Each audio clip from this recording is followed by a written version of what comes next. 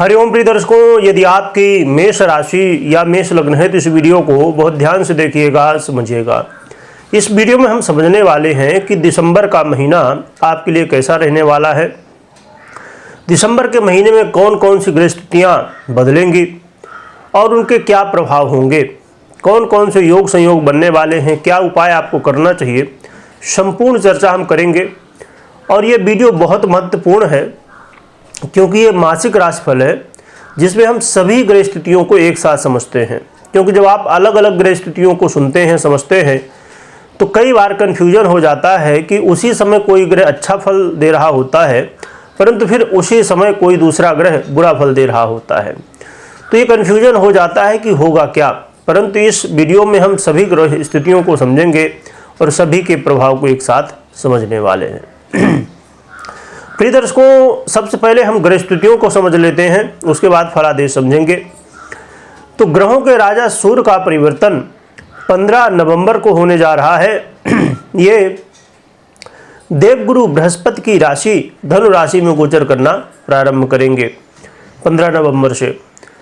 और चंद्रमा की बात करें तो इनका परिवर्तन तो होता ही रहता है 2.25 दिन में। और मंगल इस समय कर्क राशि में गोचर कर रहे हैं, परंतु मंगल महाराज 6 दिसंबर से ये अपना कहना चाहिए कि परिवर्तन करेंगे। अब परिवर्तन कैसा, वक्र हो जाएंगे। वक्र होने का मतलब ये है कि मिथुन का भी फल देना प्रारंभ करेंगे।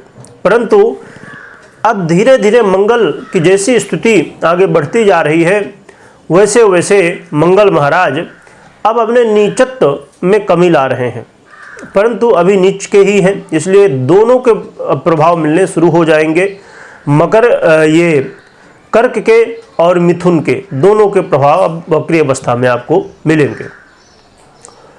बुध की बात करें तो बुध महाराज इस समय मंगल की ही राशि वृश्चिक में गोचर कर रहे हैं, परंतु 12 दिसंबर को ये उदय होने वाले हैं और फिर 15 दिसंबर को ये मार्गी हो जाएंगे।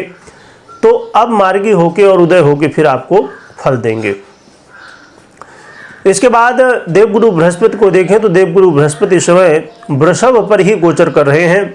शुक्र की बात करें तो शुक्र महाराज अपना परिवर्तन 2 दिसंबर को ही करने वाले हैं, 2 दिसंबर को ही अपना परिवर्तन करेंगे और शनिदेव की राशि मकर में प्रारंभ कर जाएंगे, मतलब गोचर करना प्रारंभ करेंगे।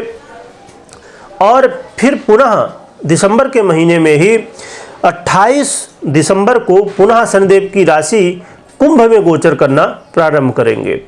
और शनिदेव की बात करें तो शनिदेव अपना नक्षत्र परिवर्तन करने वाले हैं। ये 27 दिसंबर को करेंगे पूर्वा भाद्रपद नक्षत्र में। राहु मीन में और केतु कन्या में गोचर कर रहे हैं। तो ये है ग्रह स्थितियाँ। अब आइए समझते हैं कि इन ग्रह स्थितियों का क्या प्रभाव हमारे जीवन में पड़ने वाला है।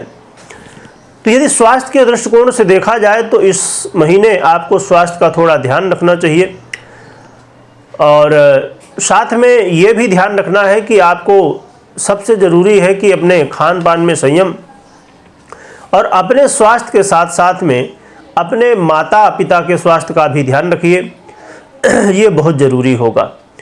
और ये भी ध्यान रखिए कि भाई बंधुओं के साथ वाद विवाद ना हो, कलह का माहौल ना बनने पाए, क्योंकि इस समय वाद विवाद और कलह की स्थिति भी बनने वाली है। इसलिए थोड़ा सा आपको धैर्य रखना होगा, क्योंकि इस समय धैर्य की कमी कहीं ना कहीं इस महीने देखने को मिलने वाली है, जिससे कई बार आप जल्दबाजी में गलत निर्णय ले लेंगे। गाड़ी वाहन चला रहे हैं तो वहाँ पर भी आप थोड़ा सा ध्यान रखिएगा, क्योंकि गाड़ी वाहन चलाते समय समस्याएं हो सकती हैं, चोट चपेट लग सकती है, तो आपको थोड़ा सा ध्यान रखना होगा। इसके अलावा यदि हम देखें विद्यार्थियों की स्थिति तो विद्यार्थियों के लिए बहुत अच्छा समय है। विद्यार्थियों के लिए कोई खास समस्या नहीं है, अच्छा समय है, सपोर्ट करने वाला समय है, आपको सफलताएं प्राप्त होने वाली हैं। और एक अच्छी बात और भी है कि जो विद्यार्थी उच्च शिक्षा हासिल करना चाहते हैं उनके लिए भी बहुत अच्छा मौका है उच्च शिक्षा हासिल करने के लिए, यानी जो बड़ी डिग्री लेना चाहते हैं उनके लिए।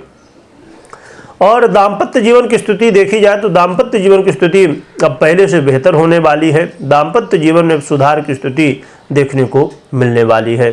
व्यापारियों के लिए बहुत अच्छा समय है। व्यापारियों के लिए ये समय कहीं ना कहीं धन लाभ कराने वाला, आपके व्यापार में वृद्धि कराने वाला साबित होने वाला है। और यहाँ पर जो लोग पार्टनरशिप में व्यापार करते हैं उनके लिए भी अच्छा समय रहेगा और आपको भी धन वृद्धि और तरक्की देखने को मिलने वाली है। यहाँ पर समझने की बात ये होगी कि आपके कर्म में आपको थोड़ा सा विपरीत का सम्मान करना होगा। देखिए क्या हुआ करता है कि कर्म क्षेत्र एक ऐसा क्षेत्र है जहाँ पर लोग कई बार अपने पद प्रमोशन के लिए, अन्य स्थितियों के लिए कई बार अपने विपरीत का सम्मान करना भूल जाते हैं और यही कारण कई बार होता है कि आगे चल के समस्याएं भी देखने को मिलती हैं। तो आपको विपरीत का पूर्ण सम्मान करना है और बिल्कुल भी आपको ये नहीं सोचना है कि बस हमें किसी भी तरह आगे बढ़ना है। आगे बढ़ना अच्छी बात है, परंतु उसमें ये भी ध्यान में रखिए कि रास्ता सही होना चाहिए। इस समय, इस महीने में आपको धन वृद्धि भी देखने को मिलेगी। भले ये महीना दिसंबर का महीना जाते जाते ही आपको लाभ दे, परंतु जाते जाते कुछ न कुछ आपको लाभ दे के जाएगा।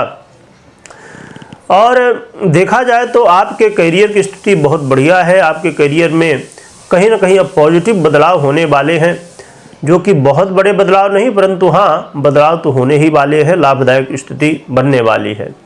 तो इसलिए देखा जाए तो आपके लिए ये दिसंबर का महीना कई स्थितियों को देखते हुए लाभदायक सिद्ध होने वाला। बस कुछ चीज़ों को, जैसे मैंने पहले ही बताया, आपको स्वास्थ्य का विशेष रूप से ध्यान रखना है अपने और अपने माता पिता के।